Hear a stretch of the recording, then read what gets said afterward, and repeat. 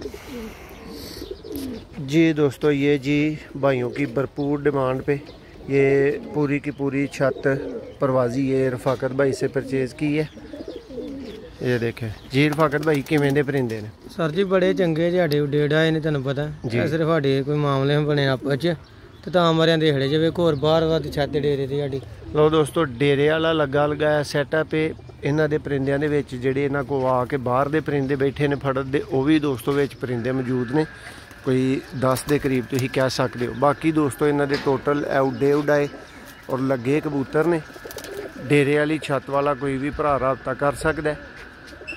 और यह दोस्तों पूरा सीन तुहानूं इन्हां कबूतरां दा विखाया जा रहा है, शौक करवाया जा रहा है। हुण अगली दोस्तों तुहाडी कॉल की जरूरत होएगी। 40 पीस ने दोस्तों, देखो जी मुकम्मल सैटअप दोस्तों, सिर्फ 500 पारे।